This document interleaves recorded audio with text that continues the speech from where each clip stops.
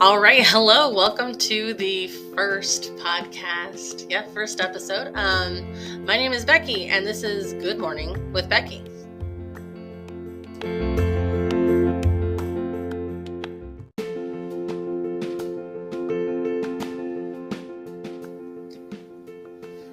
So I'm very excited to get this podcast started. This has been 3 years in the making, in my head at least. My dad died 3 years ago this month, and my mom gave me this journal. She wanted me to write down, my thoughts, feelings, if I wanted to talk to my dad. And I didn't do anything with it really. It's a cute journal, and my mom and I are kind of suckers for stationery, so it just kind of sat on my shelf. And I looked at it, and I just felt so, I don't even know what the word is. I was just so in my emotions.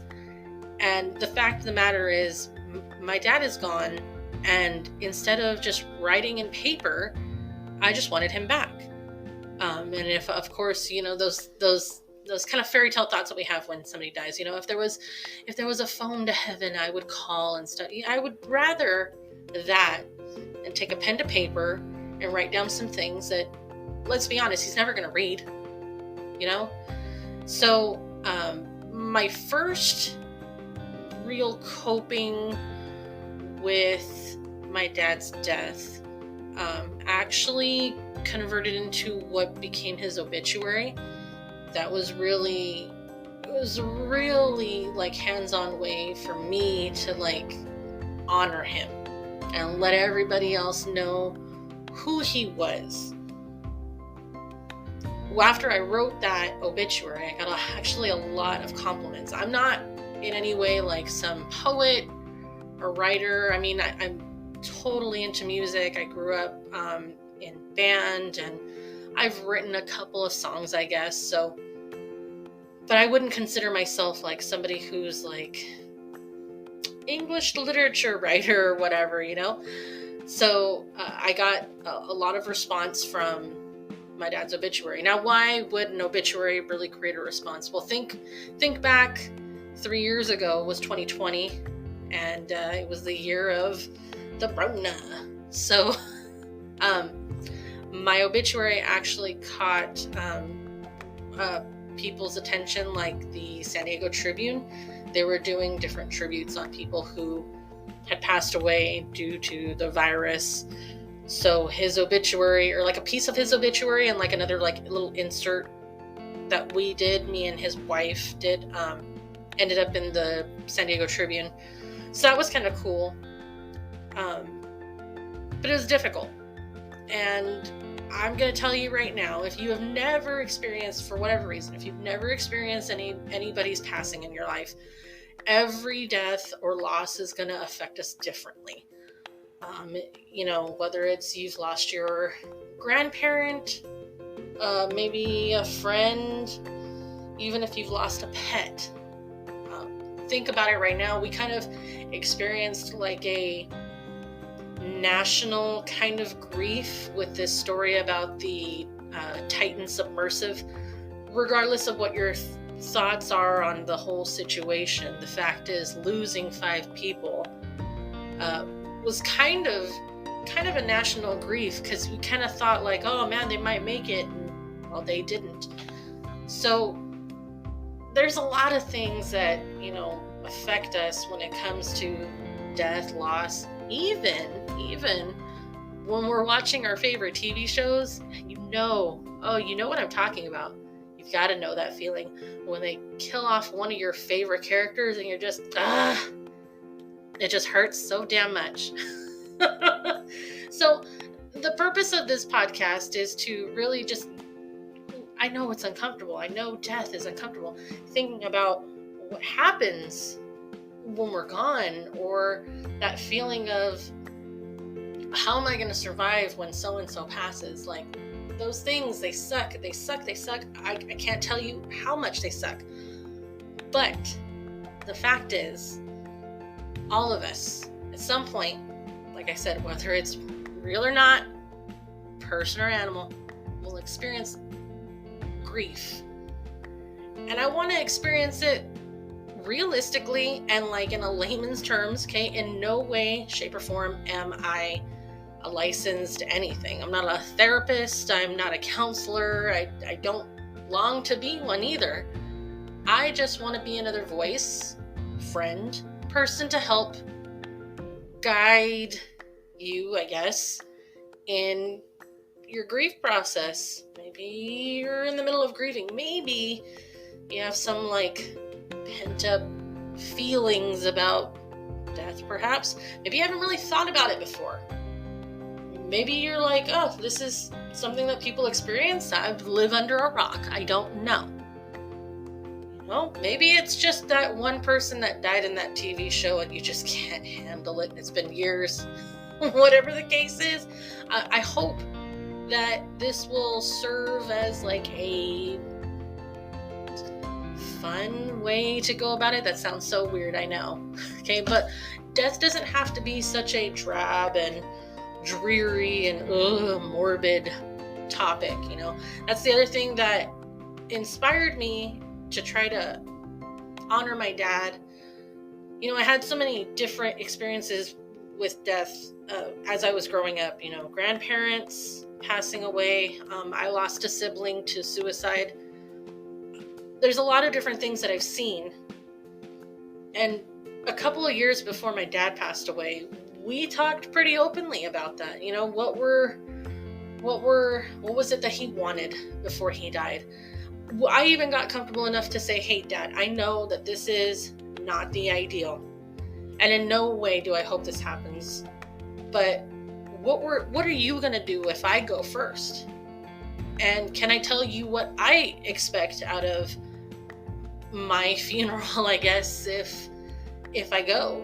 You know, we both talked about, you know, things that the little things we would hope for, like the thing that my dad wanted the most, and I did do it. My dad definitely wanted Guns N' Roses playing at his service. I definitely made sure to, and he requested Knocking on Heaven's Door and November Rain.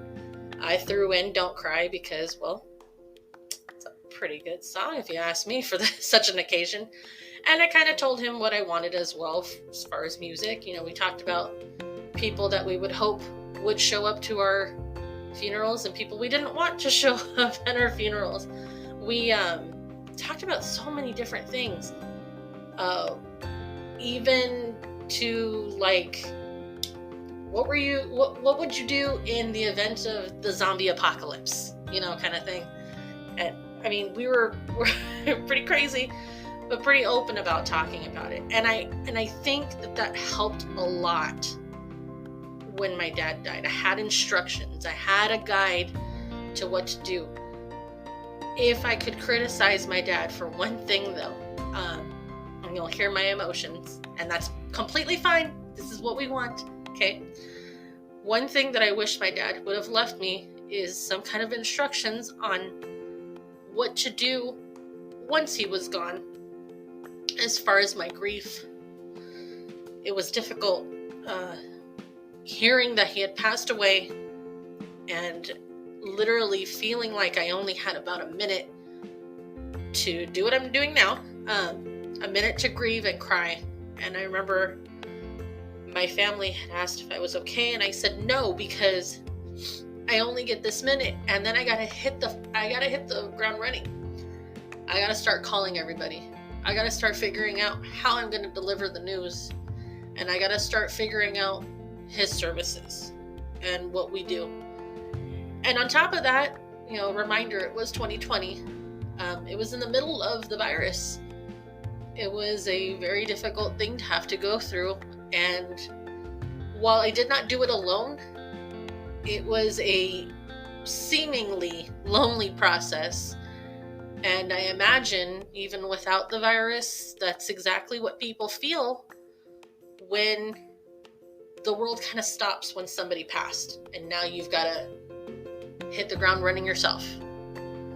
So I hope that this podcast will help kind of navigate our feelings and what to expect, and even get any pent-up grief out of the way. I'm going to tell you right now, the best thing that I heard from one of my high school friends was grief doesn't get better, but it changes.